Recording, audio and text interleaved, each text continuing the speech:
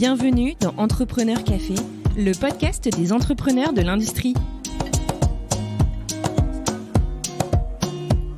Bonjour et bienvenue dans ce nouvel épisode d'Entrepreneur Café. Moi, c'est Xavier Riquier, l'un des cofondateurs du podcast, et aujourd'hui, je vous amène à la rencontre de Clément Saglio, cofondateur et CEO de Pangolin Défense, start-up qui produit en France, dans ses ateliers, les protections balistiques et gilets pare-balles les plus légères et flexibles du marché.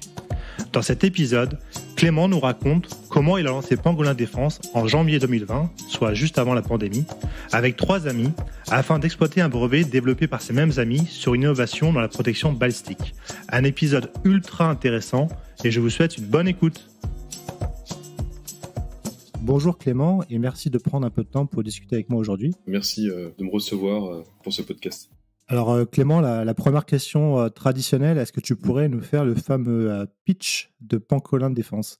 Qui vous êtes et qu'est-ce que vous faites ? Pangolin est une jeune entreprise qui a été créée en janvier 2020, donc juste avant le Covid et tous les événements qu'il y a eu. Donc on n'a pas du tout lié de près ou de loin à la crise. Néanmoins, on a créé cette entreprise à 4, donc 3 ingénieurs des arts et métiers et moi-même qui étais étudiant donc en école de commerce. On a créé cette entreprise pour exploiter un brevet déposé par mes actuels associés sur une innovation dans la protection balistique, donc une innovation qui permet de réduire le poids, rendre les protections flexibles et également améliorer en fait la protection en elle-même à destination des véhicules.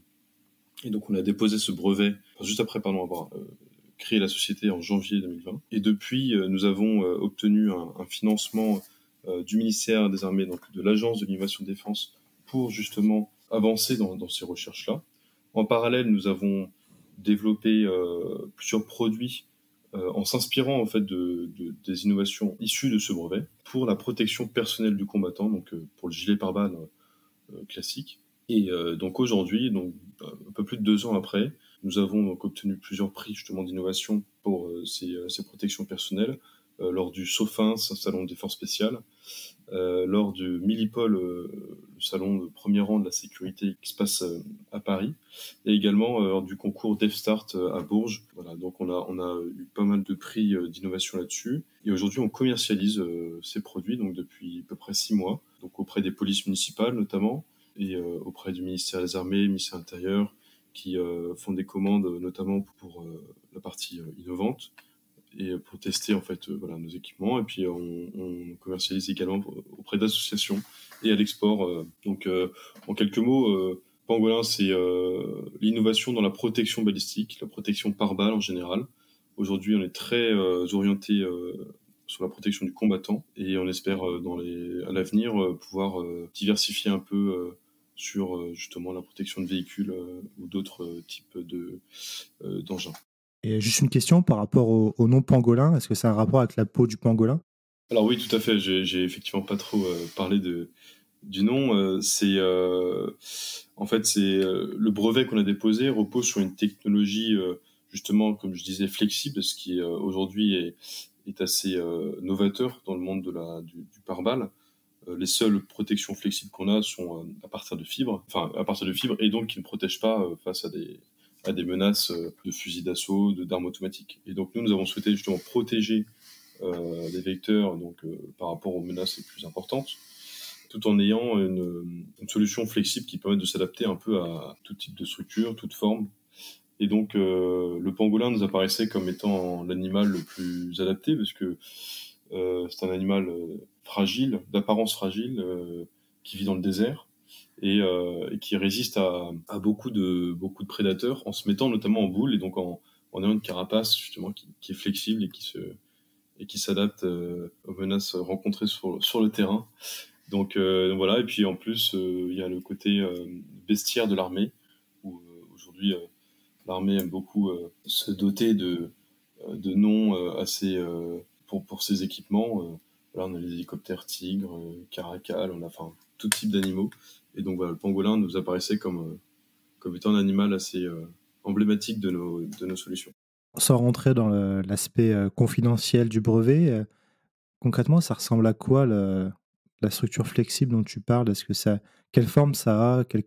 C'est pas comme un gilet pare-balles, du coup, c'est quelque chose qui s'adapte à la forme du corps ou aux formes des véhicules, c'est ça? Alors en fait, aujourd'hui, cette technologie-là, elle est à l'état de prototype, c'est-à-dire on l'a testée, elle fonctionne. Maintenant, sur l'aspect final du produit, on n'a pas encore sorti de véritables plaques par balle aujourd'hui, entières, en tout cas de cette première technologie. Néanmoins, ça se présente sous la forme d'une structure qu'on peut adapter au format voulu. Enfin, aujourd'hui, je vais faire un petit historique rapide de ce qui se passe aujourd'hui dans les protections balistiques. Il y a 3 types de matériaux qui sont utilisés. Il y a l'acier, qui est un des matériaux les plus anciens utilisés pour la protection balistique. On le trouvait déjà les armures. Voilà, que ce soit au temps du Moyen-Âge ou même plus tard pour les premiers véritables protections par balle sur les chars, etc. Donc l'acier, c'est très bien, néanmoins, c'est très lourd. Et maintenant, ça commence à devenir cher. À l'époque, ça l'était peut-être moins. En second temps, on a la céramique. On a beaucoup de types de céramique qui sont utilisés depuis, je dirais, la fin de la Seconde Guerre mondiale, enfin même plus tard. Les vraies premières protections céramiques, c'est arrivé quand même relativement tard. Donc on a plein de types de céramique, là, des plus ou moins légères, des plus ou moins chères du coup, parce que voilà, la céramique, ça a un certain prix. Et donc l'avantage de la céramique, c'est que c'est un matériau qui est très très dense et qui va permettre de casser les têtes de projectiles assez facilement. Et enfin, on a les fibres. La fibre la plus connue, c'est le Kevlar, mais il y en a plein d'autres qui, pareil, il y a tout type de fibres différentes. Et voilà. Donc en fait, là, l'acier, la céramique et les fibres ont chacune des caractéristiques qui sont intéressantes, qui permettent d'arrêter certains projectiles, etc.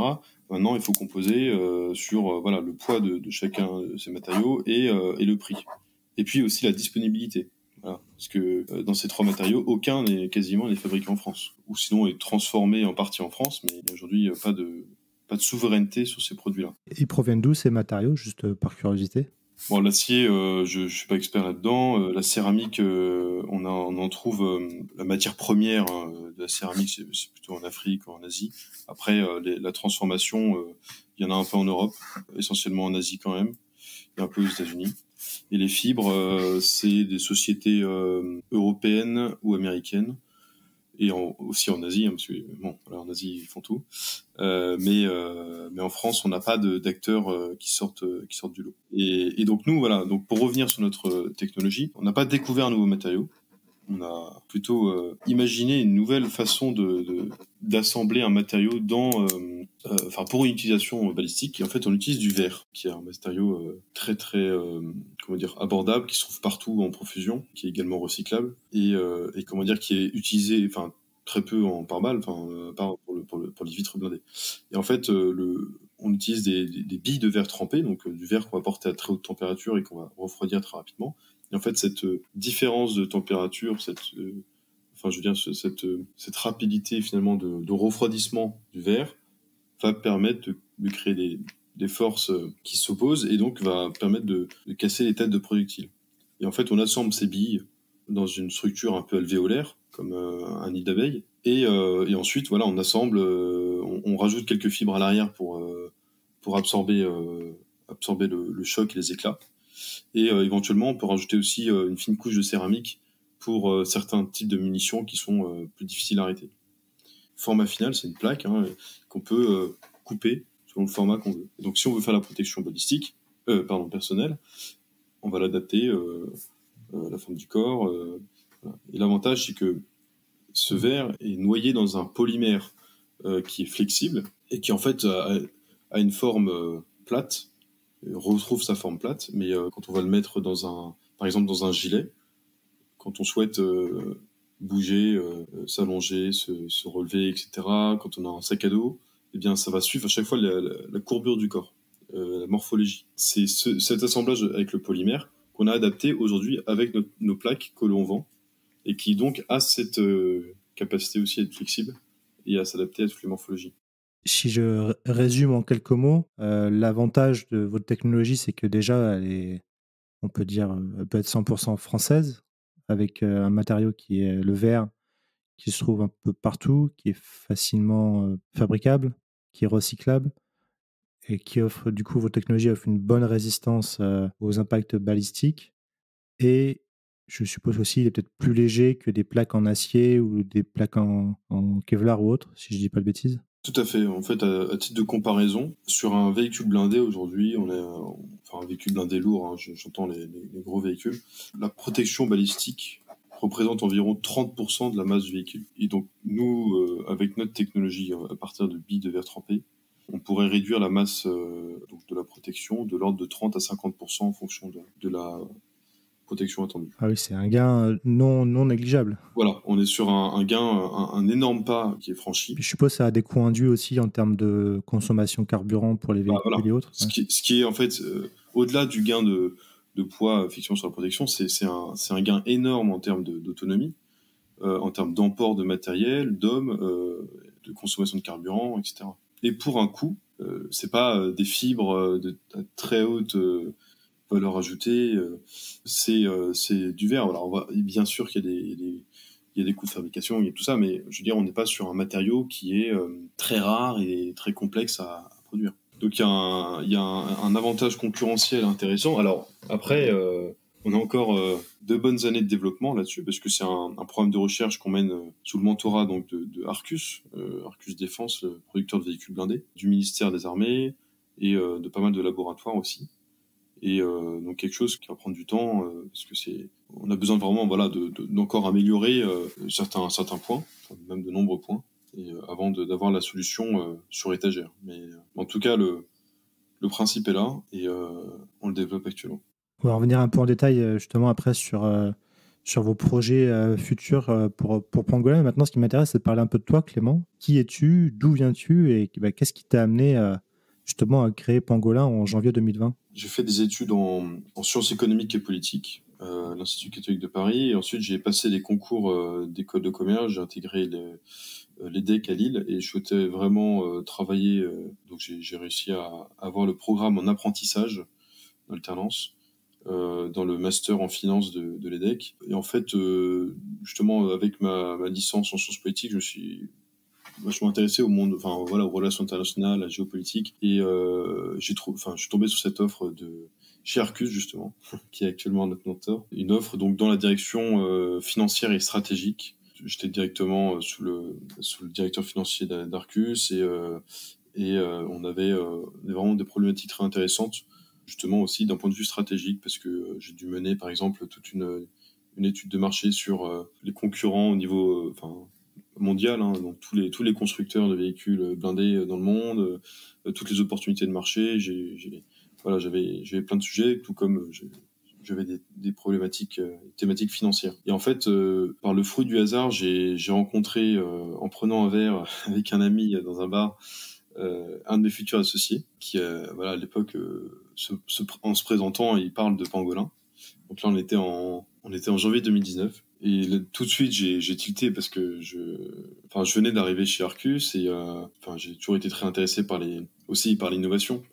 Et en fait, en entendant ça, une innovation dans la protection par balle, qui est quand même le cœur de métier chez Arcus, je me suis dit, tiens, ça pourrait probablement les intéresser. Donc voilà, je me suis mis en relation mes futurs associés avec le directeur financier d'Arcus. C'est très bien passé. Mais pour pouvoir aller plus loin, Arcus a dit essayer de déposer le brevet, etc. Et donc, entre-temps, j'ai beaucoup sympathisé avec eux. Et puis finalement, de fil en aiguille, ils m'ont proposé de les rejoindre. Mais du coup, quand ces personnes que tu as rencontrées dans ce bar avec ton ami, comme quoi parfois le hasard des rencontres font bien les choses, c'est eux qui avaient développé la technologie? Tout à fait. Et est-ce qu'ils avaient une idée du secteur applicatif qui pouvait être la défense à ce moment-là?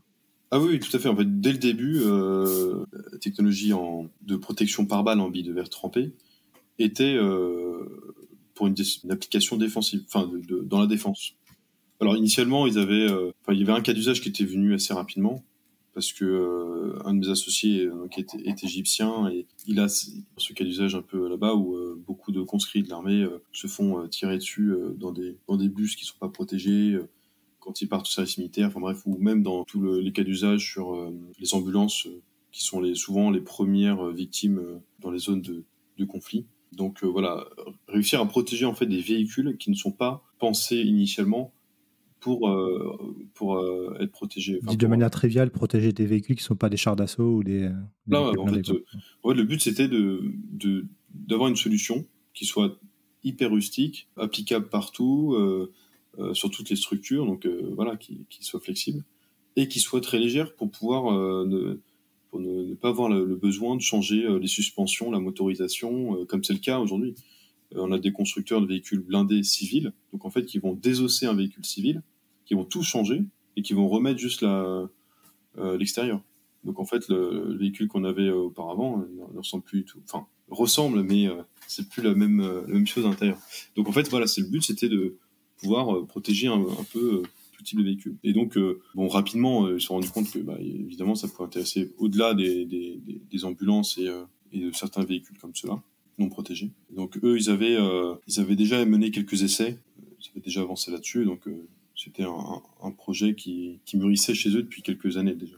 Et du coup, après que vous ayez rencontré Arcus, que ça s'est bien passé, ils leur ont dit, tiens, il faudrait que vous déposiez un brevet, et que toi, tu t'es rendu compte que tu t'entendais bien avec eux, c'est là que l'idée a fait son chemin de créer la boîte et de vous lancer, c'est ça? Tout à fait. En fait, Arcus a un peu accéléré, si je puis dire, la création de l'entreprise parce que il voulait, pour qu'on ait une discussion un peu plus intéressante, plus dans les détails, que nous, on ait déjà déposé le brevet et qu'on ait une structure juridique qui permette en fait d'avoir un contrat de confidentialité entre nos deux sociétés qui permettent de discuter en toute sécurité. Et ce qu'on a beaucoup apprécié chez Arcus, c'était le côté très bienveillant. Voilà, parce qu'en fait, on a rapidement rencontré. Moi, je dis on, mais à l'époque, j'étais un peu dans une position ambivalente où je pouvais pas non plus trop me positionner, mais en tout cas, mes associés ont rencontré rapidement des experts en balistique de chez Arcus. Il y a eu des discussions passionnantes et Arcus leur a dit voilà, c'était en octobre-novembre 2019, ils ont dit voilà, maintenant essayez de créer la structure juridique, déposez votre brevet, comme ça on peut en parler en toute sécurité.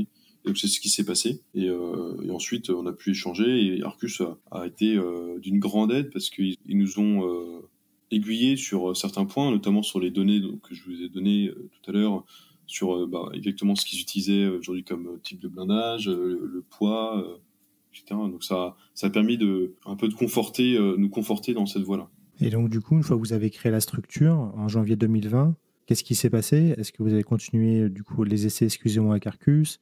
Est-ce que vous êtes allé voir d'autres prospects potentiels? Comment vous êtes structuré en fait? En fait, en janvier 2020, on était encore tous quasiment étudiants. Moi, j'entamais à peine ma deuxième année d'alternance et deuxième année de master.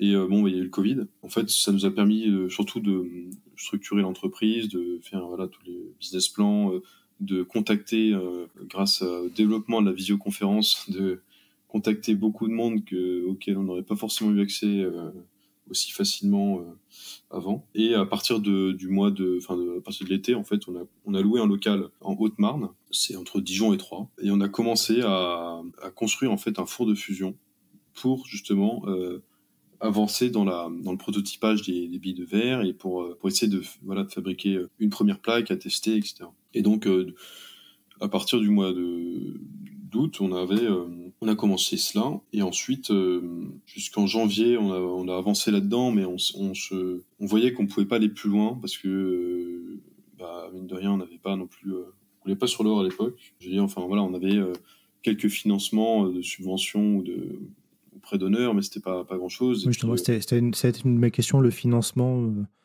la création de la boîte, et puis je suppose des essais, etc. Comment vous avez fait? Est-ce que vous avez reçu une aide financière d'Arcus? Non. Alors, Arcus, c'est un mentorat, je veux dire, à titre gratuit, bienveillant.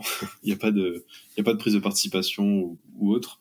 On a surtout bénéficié de subventions de la région. On a bénéficié de prêts d'honneur, donc des anciens des arts et métiers. On a des réseaux initiatives, des réseaux entreprendre, etc. On a gagné des concours aussi. Pendant 1 an et demi, on a un peu survécu comme cela avec des petits apports. On n'avait pas non plus de grosses dépenses. Et on a travaillé vraiment justement dans un objectif de lever en fait derrière des financements de l'agence Innovation Défense notamment. Mais en fait, à partir de janvier 2021, on a mis un peu en pause justement le développement des billes de verre trempées parce que on ne pouvait pas avancer plus loin et qu'on avait besoin de financement. Donc c'est à partir de ce moment-là où on s'est penché sur la protection personnel. Et en fait, en quelques mois, on a réussi à innover aussi là-dedans, avec des matériaux actuels, donc de la céramique et des fibres. On a fait un assemblage de céramique et de fibres qui permet justement d'avoir des plaques flexibles. Et en fait, assez rapidement, c'est grâce à cela qu'on a gagné des concours, je disais, voilà, de force spéciale, etc. On a été reconnu très rapidement par ces gens-là. On a obtenu des commandes du ministère de l'Intérieur et du ministère des Armées, donc des services un peu d'innovation, d'achat de matériaux innovants. Et on a commencé et là on a fait des essais, donc beaucoup plus d'essais que sur les sphéroïdes. On a fait des tests dans des laboratoires. On a obtenu des certificats de tests valides en février. Et puis depuis, maintenant, voilà, on commercialise nos produits. Donc on est rentré dans un autre, plus dans une phase de production. Mais on a quand même donc repris justement les billes de verre depuis janvier, parce qu'on a obtenu un financement de l'Agence Innovation Défense. Donc en fait, on a eu un peu un an où on n'a pas... alors on a quand même fait un peu de recherche. On a continué pour le développement des billes de verre. Mais voilà, il y a eu une année où on s'est plus axé sur la vente de produits. Et là, du coup, depuis que vous avez ce financement de l'Agence Innovation Défense, du coup, ça a avancé. Tu disais que vous êtes toujours en phase de test. Vous avez commencé à faire des essais en conditions réelles, c'est ça? Non, ça viendra dans un second temps, parce que les essais, on en a déjà fait justement en 2021, qui ont très bien fonctionné. On sait que ça fonctionne, mais est-ce qu'on a besoin de faire plus de... On est justement en travail de laboratoire spécialisé en caractérisation des matériaux, etc., pour avoir un peu asseoir d'un point de vue scientifique le verre en lui-même, essayer de trouver les meilleures compositions, etc. Donc on a quand même un peu de travail là-dessus. Les essais, ça viendra dans un second temps, on sera plus l'année prochaine. Les marchés applicatifs, tu parlais du fait que, bon, évidemment, vous êtes déjà en France, mais tout à l'heure, tu as mentionné l'export. Ça veut dire que c'est dans vos stratégies déjà de penser à exporter de la technologie? Alors, on n'exportera pas forcément la technologie, mais on exportera des produits, sûrement. L'export, oui, et ça a toujours été un débouché. Enfin, dans la défense, en tout cas, on peut pas compter que sur la France. Sinon, je pense que pas beaucoup de sociétés fonctionneraient. Nous, on commence déjà à exporter. C'est avec des événements récents qui font que ça s'est débloqué plus facilement, plus rapidement que prévu. Hein. Voilà, la guerre en Ukraine a fait qu'on exporte un peu plus rapidement. Mais oui, de manière plus pérenne, on envisage évidemment l'export. Alors il y a déjà beaucoup d'États européens qui ont où nos produits sont exportables. Et puis après, voilà, il y a les États-Unis, l'Amérique latine, l'Afrique, le Moyen-Orient. L'export, c'est vaste, donc on souhaite se concentrer sur quelques pays, quelques zones pour le moment, pour pas se perdre, mais tout à fait, on envisage notamment les États-Unis dans un premier temps, enfin au moins d'une manière assez importante. Donc, si je devais résumer, votre objectif à court moyen terme, c'est de valider la technologie, de faire les essais, et après d'avoir un produit robuste et commencer à commercialiser assez largement en France et aussi directement à l'export. C'est ça. L'avantage que l'on a, c'est que comme on a développé les protections personnelles, on a déjà des produits qui sont reconnus et qu'on peut vendre assez facilement, du moins plus facilement qu'une protection pour véhicule, qui elle nécessite davantage d'essais, davantage de négociations avec des industriels. Pour le moment, on vend des protections personnelles. On parle des forces spéciales, on parle des armées, on parle à tout type d'interlocuteurs, mais du moins l'acceptation du produit est plus rapide.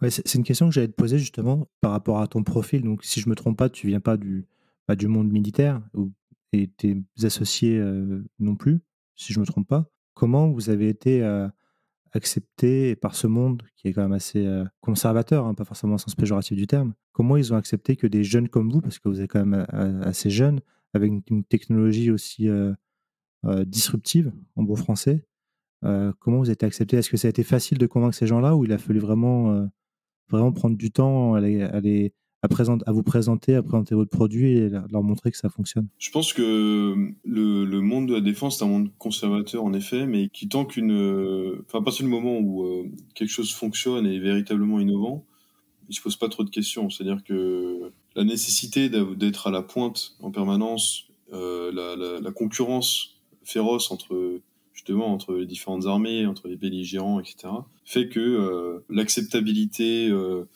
statutaire, professionnelle ou de formation, ou je sais pas quoi, n'est pas forcément de rigueur, en tout cas quand on vient du monde civil et qu'on apporte une innovation pour le monde de la défense. Justement, je pense qu'ils sont beaucoup plus ouverts qu'on ne le pense sur ces questions-là. Alors c'est sûr que ça jure un peu avec les grosses industriels où effectivement on a l'impression d'être pas forcément dans son élément, etc. Mais en fait contrairement on était très très bien reçus, que ce soit par les forces spéciales qui justement étaient encore plus en fait c'était, je pense, plus respectueux du fait que on maîtrisait notre sujet. On n'était pas des charlatans, on arrivait avec des données, on arrivait avec une connaissance des matériaux, des fournisseurs, de ce qu'utilisent actuellement les armées, des besoins et des limites qu'ils ont aujourd'hui. Et en fait, je pense que tout simplement ça les rassure.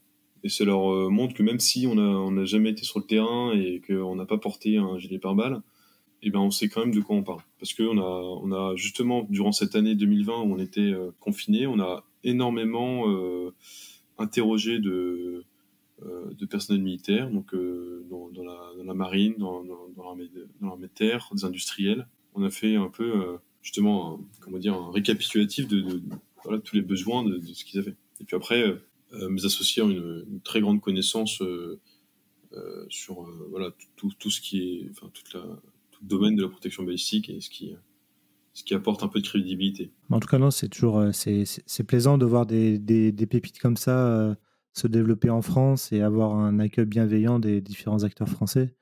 Donc, on espère que ça va continuer comme ça et que vous allez pouvoir vite vous développer et vous étendre à l'international. La question de fin d'entretien qu'on pose classiquement à nos interviewés, Clément, c'est si tu avais un conseil à donner à quelqu'un qui aimerait entreprendre mais qui n'a pas forcément les codes et qui ne sait pas forcément comment s'y prendre, quel serait ce conseil? Moi, j'axerais déjà la question sur l'entrepreneuriat industriel. Donc, si quelqu'un souhaite entreprendre dans l'industrie, parce que c'est quelque chose qu'on maîtrise un peu plus. C'est le cœur du podcast, ça tombe bien. Ouais, ça tombe bien, mais c'est vrai que, parce que ça pourrait être un peu plus large, mais c'est vrai que l'industrie fait peur, et ça fait quelques mois à peine qu'on commence à un peu changer de discours là-dessus en France, et tant mieux.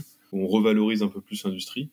Mais je pense que l'industrie est un secteur qui semble très opaque, mais qui en fait est très très ouvert. On a énormément rencontré d'industriels dans tout domaine, hein, visité beaucoup d'industries, aussi grâce aux accélérateurs dans lesquels on est, qui nous ont fait rencontrer pas mal de monde. Et en fait, à chaque fois, on se rend compte que il y a un esprit dans l'industrie qui est justement très accueillant, qui aime bien parler de son produit, qui aime bien montrer comment il fait, quelle machine on utilise, quels matériaux.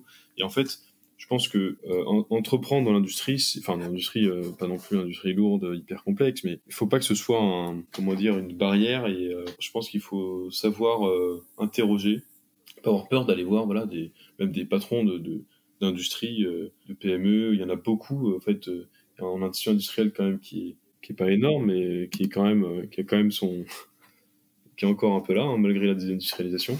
Et donc, on a des industries de pointe, on a tout ce qu'il faut. Donc, il faut, je pense, savoir interroger, engranger de la connaissance, en fait, de l'expérience. Et aussi, enlever un peu ce prisme de l'industrie automatisée que l'on peut avoir, hein, comme l'industrie automobile où on appuie sur un bouton et au bout de 5 minutes, une voiture qui n'était qu'un tas de tôle sort en roulant.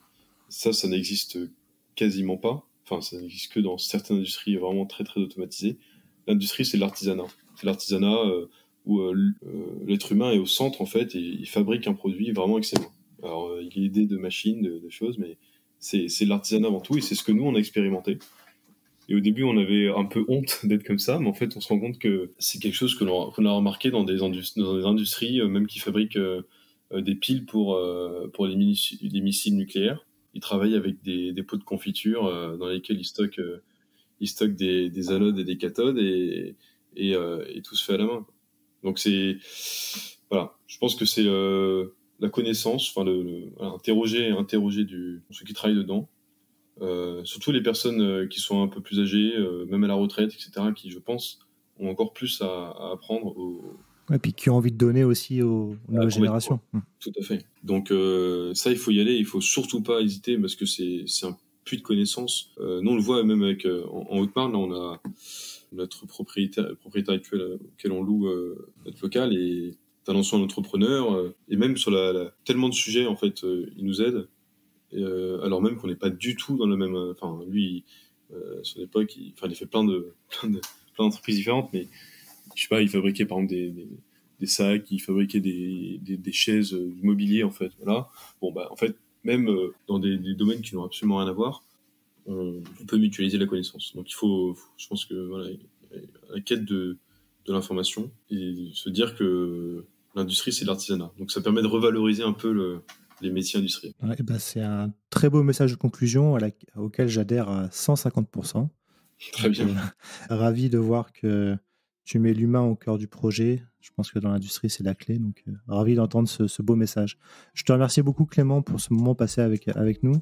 Et on te souhaite plein de bons succès pour Pangolin Défense. Merci beaucoup, Xavier, et puis tous les auditeurs. Et puis, n'hésitez pas à entreprendre dans l'industrie. Merci pour ce message. Merci, Clément.